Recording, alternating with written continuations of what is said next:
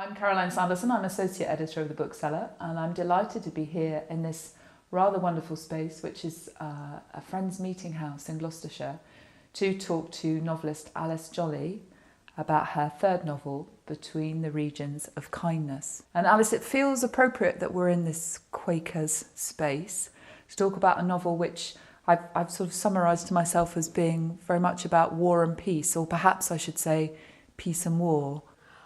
Well, part of the novel is set in the 1940s in Coventry during the Blitz.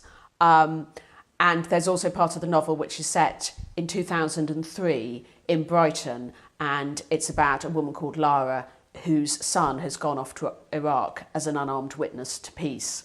So there are those two main time frames, and then there's also another character, Mollie, and we see her at different times, but by the end of the book she is also in Brighton as well. So she's Lara's mother. Yes.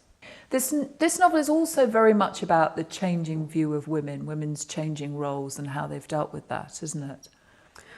Yes, it is, because it stretches over quite a long period of history where things have changed hugely.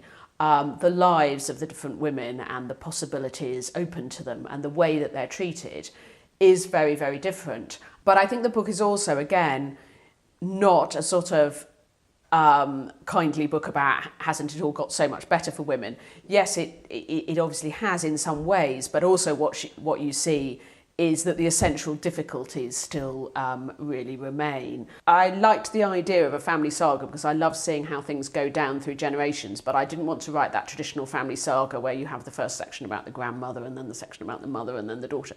So it's a much more of a patchwork of a book. And yes, it is about fracture. Something happens at the beginning of the book which actually has implications down through the generations, but the reader sees how that happens.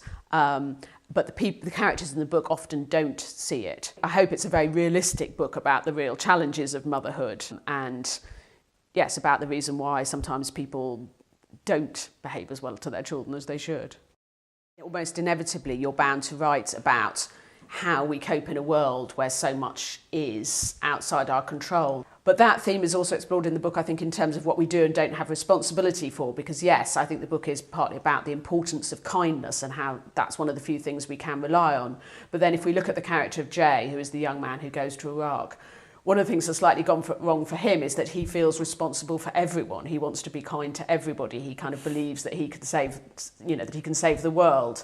And actually, one of the things that comes out of the book is that you just have to begin with small kindnesses, really, that actually you just have to look after one person or be kind in some small way. And both he and Oliver are people, in a way, deeply troubled by the belief that they can be responsible for everything or that they can save everybody, which, of course, you can't.